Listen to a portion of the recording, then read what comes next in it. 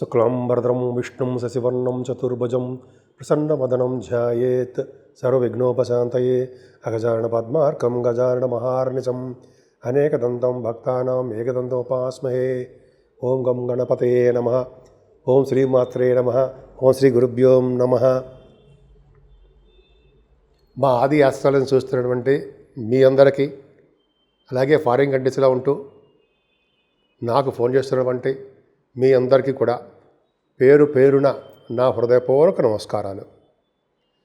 ఇప్పుడు మనం 1 మే 2025 నుంచి 31 మే 2025 అంటే ఈ మే నెల మొత్తం కూడా ఎలా ఉండబోతున్నాయి ప్లానెటరీ పొజిషన్స్ 12 రాసుల వాళ్ళకి తెలుసుకుందామండి. అత్యంత అద్భుతమైన మాసం వైశాఖ మాసం మే నెలలో వచ్చింది. అంతేకాకుండా 3 గ్రహాలు కూడా ఈ నెలలో మారబోతున్నాయి, చెప్పుకుందామండి. దానికంటే ముందర మీరు మా ఆస్ట్రాలజీ తరఫున మీరు ఏమైనా జాతకాలు చూపించుకోదలుచుకుంటే మీ date of birth, time of birth, place of birth కావాలండి. నేనే స్వయంగా చూస్తాను జాతకాలు.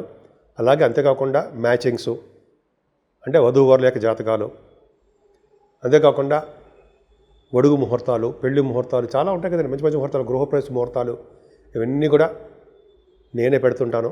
35 years ఆఫ్ ఎక్స్పీరియన్స్ నాకుంది. ఇది మీ వాదినారాయణరావు.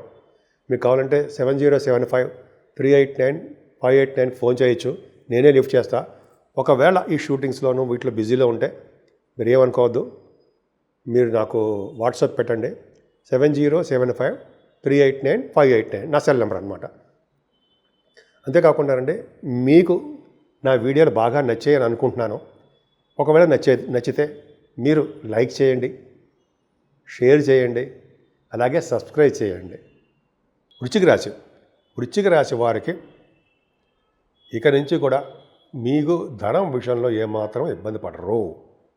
కాకపోతే ఇంతకుముందు మన శనీశ్వరుడు ద్వితీయ భావాన్ని చూడడం వలన 30 తారీఖు మొన్న మార్చి 30 నుంచి కొద్దిగా రావాల్సిన డబ్బులు సకాలంలో రాకపోవడం వల్ల చాలా ఇబ్బందులు ఫేస్ చేశారు. ఇబ్బంది చాలామందికి ఉండవండి, కొంతమందికి ఇబ్బందులు ఉంటాయి. మీకు మీరు డబ్బులకి ఇబ్బంది పడుతున్నారా ఏంటి? జాతకాల ప్రకారం ఆధారపడి ఉంటుంది. ఇవన్నీ తెలుసుకోవడం కోసమేనండి. ఏదో అనర్గళంగా గొంతు చించుకు చెప్పేస్తున్నాం, కానీ అది అందరికీ వర్తించదు. జనరల్గా ఏంటంటే నాలెడ్జ్, అది ఏ గ్రహం ఏం చేస్తుంది, ఎవరు ఏ ఫలితాలు ఇస్తారు తెలుసుకోవడం మాత్రం తప్ప మా బాబాయ్ నాకు పెళ్లి కావట్లేదు, నాకు ఉద్యోగం రావట్లేదు అనేది అది తాత్కాలికమే, అన్నీ వచ్చి తీరుతాయి. ఇప్పుడు చూడండి, గురుడు ద్వితీయ భావంలో వల్ల సంపదలు పెంచట్లేదా? ఖచ్చితంగా మీ వృశ్చిక రాశి వాళ్ళకి ధనం పెరిగి తీరుతుంది.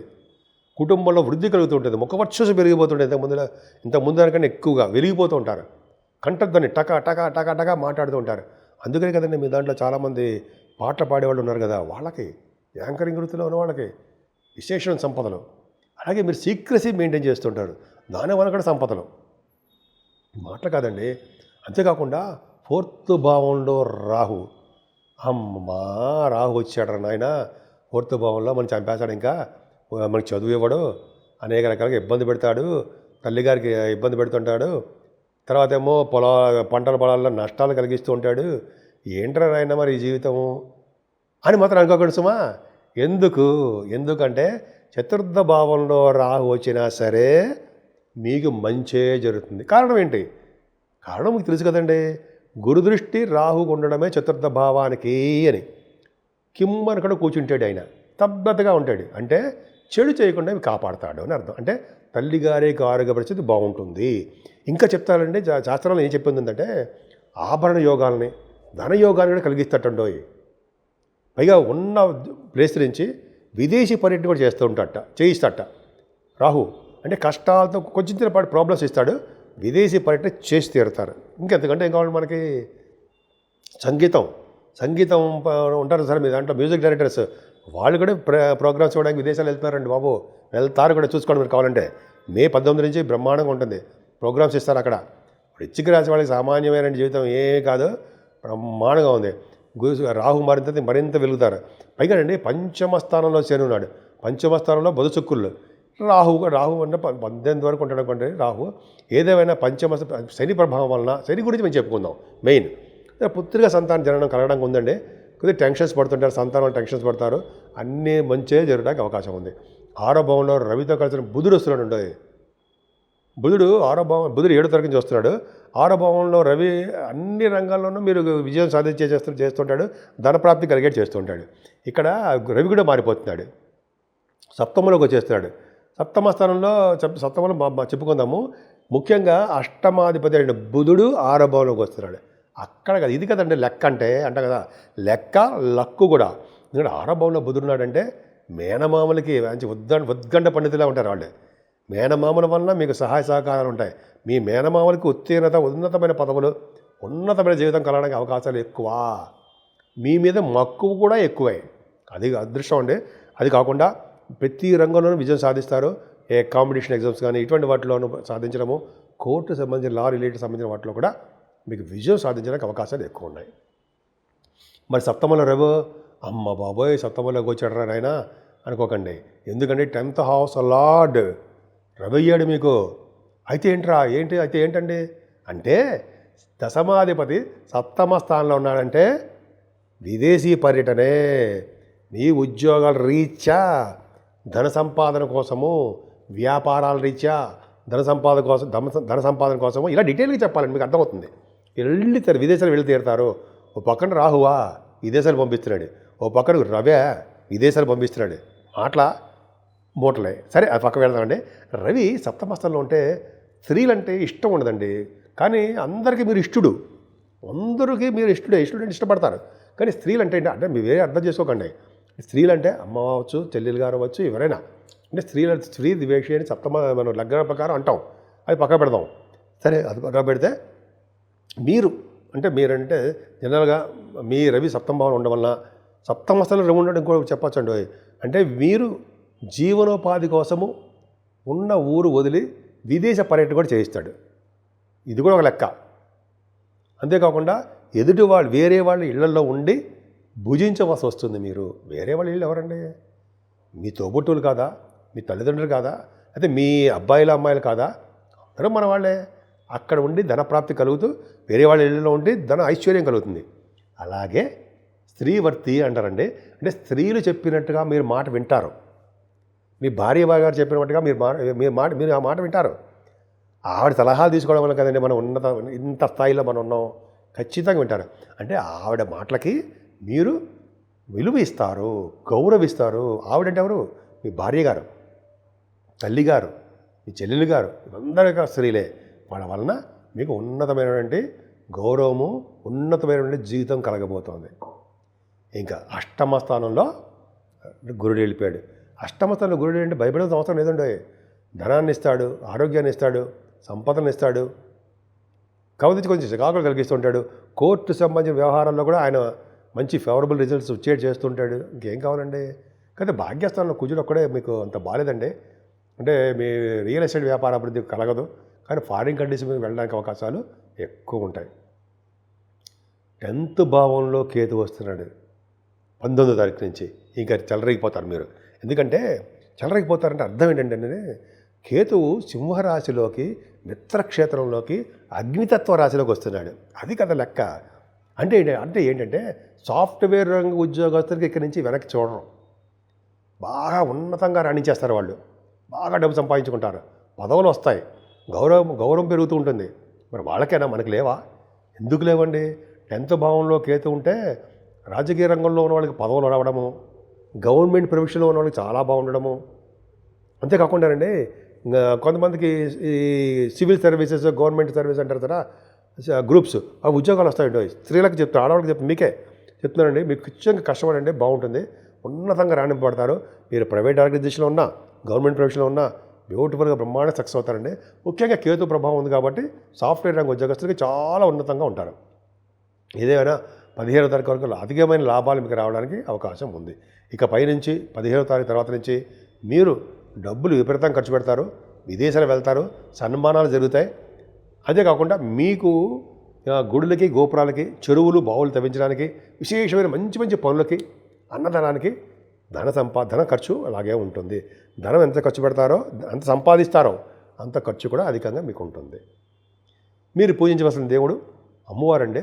ముఖ్యంగా రాహుకేతుల మధ్యలో సర్పదోషం ఉంది కాబట్టి మీరు కాళహస్తి కానీ మీ ఉన్న ఊళ్ళో కానీ రాహుకేతులు పూజ చేయించుకోండి, సుబ్రహ్మణ్య ఆరాధన చేయించుకోండి. ఉన్నతంగా రాణింపబడతారు మీరు. ఇప్పుడు మనం రెమెడీస్ గురించి తెలుసుకుందామండి. 12 రాశుల వాళ్ళు మేషరాశి నుంచి మీనరాశి వరకు కూడా ఈ 12 రాశుల వారు ఎలా పూజించాలి, ఏం చేస్తే బాగుంటుంది అంటే మాత్రము చెప్పచ్చు, ఇప్పుడు చెప్పుకోవచ్చండి. ముఖ్యంగా ముందర ఈ నెల దీన్ని వైశాఖ మాసం అంటామండి. చైత్రం తర్వాత వచ్చే మాసం వైశాఖ మాసము. ఇది విష్ణుమూర్తికి చాలా ఇష్టమైన మాసం అనమాట అండి. విష్ణువుని పూజించాలి. అంతేకాకుండా 8వ తారీఖుని మనకి అన్నవరం సత్యనారాయణ స్వామి వారికి కళ్యాణం జరగబోతుంది. ఆ స్వామిని విష్ణుమూర్తిని పూజించడం 8వ తారీఖుని. అలాగే 12వ తారీఖు ఉండే పౌర్ణమి. ఈ పౌర్ణమి పూట చేసే దానాలు, వాటి యొక్క ఫలితాలు, వాళ్ళ మహిమలు అంతా ఇంతా కావు. ఈ చైత్రమాసం మొత్తం దానాలు చాలా ఇంపార్టెంట్. 12వ తారీఖు మరింత ఇంపార్టెంట్ ఉంటుందండి. ఏం దానాలు చేయాలి? ఈ నెలలో ముఖ్యంగా చేయాల్సింది జలదానం. అంటే మంచినీళ్ళు, చల్లటి మంచినీళ్ళు దానం చేయడం, చలివేంద్రాలు పెట్టడం, మజ్జిగ ప్యాకెట్లు దానం చేయడం. ఇది మోస్ట్ ఇంపార్టెంట్ అండి. మజ్జిగ అంటే జనరల్గా మనం జలదానం చేస్తాం. తర్వాత గొడుగుల వల్ల ఫలితం చాలా అద్భుతంగా ఉంటుందండి. గొడుగు దానం చేయడం వేదశాస్త్ర పండితులకి, కొంతమంది బ్రాహ్మణులకి, ఎవరికి ఇష్టమైన వాళ్ళకి గొడుగులు దానం. చెప్పులు మర్చిపోకూడదండి. విసిరికరలు అదొకటి. వస్త్రాలు, ఇవన్నీ ఏంటంటే కంపల్సరీగా ఏ చేస్తే చాలా మంచిదండి. ఒక అద్భుతమైన ఫలితాలు మనకి చాలా మనకి వచ్చి తీరుతాయి. అంతేకాకుండా మనం ఈ నెల మొత్తం కూడా ఈ దానాలు చేసుకోవడం 12వ తారీఖుని, అలాగే 15వ తారీఖుని మనకి గురుడు మారుతాడు కదండి. ఈ నెలలో చాలా అద్భుతాలు ఉన్నాయండి. రావుకేతులు మారడము, గురుడు 15వ తారీఖు మారడం వల్ల సరస్వతి నది పుష్కరాలు వస్తున్నాయి కదా. ఆ సరస్వతి నది పుష్కరాల్లో స్నానం చేయడం వల్ల మరింత ఫలితాలు బ్రహ్మాండం కలుగుతాయి కదా. ఇంకోటి తెలుసండి, శాస్త్రం కొంత నేను చదివిన చోట ఏంటంటే, మనం వీటి నదీ స్నానాలు వెళ్ళి స్నానాలు చేసేసిన తర్వాత అక్కడ బట్ట పిండేసుకోకూడదు. మనం కట్టుకునే బట్ట అలా ఒడ్డు వరకు వచ్చిన తర్వాత ఆ నీళ్లు కారనివ్వాలట. ఎందుకు? ఆ నీళ్ళనే దేవతలో తనకి ఎవరో ఉండండి వాళ్ళు స్వీకరిస్తారట. అది ఒక కదా, పితృదేవతలు అన్నారు అది వాళ్ళు. అందుకని నాకు గురువుగారు వాళ్ళు చెప్పడం నేను విన్నాను. అందుకని మనం నదీస్థానం చేసి వచ్చిన తర్వాత గబాగా పిండేసుకోకుండా బయటకు వచ్చిన తర్వాత అప్పుడు వాటిని పిండుకుంటే మంచిది, తడి బట్టలని. అదొకటి చాలా పవర్ఫుల్. నది స్నానం, పుష్కర నది స్నానం, పైగా సరస్వతి నది స్నానం అంటే జ్ఞానాలకి మారిపోయి రావడే కదండి. జ్ఞాన సంపద సరస్వతి దేవి పుష్కరాలలో స్నానం చేయడం అత్యంత యోగకరం, అదృష్టం కూడా. ఇంకా లాస్ట్లో హనుమత్ జయంతి అండి. హనుమంతుని పూజించడం వాళ్ళు ఎప్పటికీ కూడా చెడిపోరు. హనుమంతుని పూజించడం వల్ల సకల దేవతలు పూజించినట్టే అంటాం కదండి. హనుమంతుడు ఆంజనేయ స్వామిని పూజించడం వల్ల మనకి శనీశ్వరుడు వల్ల వచ్చే దోషాలు పరిహారం అవుతాయని చెప్పి అంటలా పెద్దలు. సో ఈ విధంగా ఆంజనేయ స్వామిని పూజించడము, ఆయనకి ఆ రోజు అప్పాలు, ఇంకా అది కూడా ఒక ఎపిసోడ్ చేసుకుందామండి. అప్పాలు నైవేద్యం పెట్టడము, తమలపాకులు నైవేద్యం పెట్టడము, 11 ప్రదక్షిణాలు చేయడము, ఆయన దగ్గర దీపారాధన చేయడము, ఇవన్నీ ఆయన యొక్క ఆశీస్సులు తీసుకోవడం వలన మనకి ఎటువంటి గ్రహాల వల్ల వచ్చే దోషాలన్నీ కూడా పరిహారం అవుతాయండి. అంతేకాకుండా ఈ నెల మొత్తం కూడా రాహుకేతుల మధ్యలో ఉండిపోవడము గ్రహాలన్నీ, అందుకని అమ్మవారిని పూజ చేసుకోవడం వల్ల. అలాగే కుజుడు సుబ్రహ్మణ్య స్వామి ఆరాధన మర్చిపోకుండా చేయాలంటే, సుబ్రహ్మణ్య స్వామిని పూజించిన వాళ్ళు అసలు ఎక్కడికో తీసుకెళ్ళి కూర్చోబెడతాడు. ఎటువంటి దోషాలు ఎక్కడ కాపాడుతాడండి ఆయన. అద్భుతం ఫలితం ఉంటాయి. సో ఈ విధంగా 12 రాసుల వాళ్ళకి చెప్పదగ్గ సూచన ఏంటంటే, మనకి ఏ దేవుడు ఇష్టమైతే ఆ దేవుడిని పూజించడం వలన సకల శుభాలు, సకల సౌఖ్యాలు కలగడం కాకుండా మనకి సంపూర్ణ ఆరోగ్యప్రదంగా, ఆనందదాయకంగా, సంతృప్తిగా మనం ఎప్పుడూ ఉంటామని, మీరందరూ ఆయుర ఆరోగ్యాలతో ఉంటారని నేను మనస్ఫూర్తిగా కోరుకుంటున్నాను.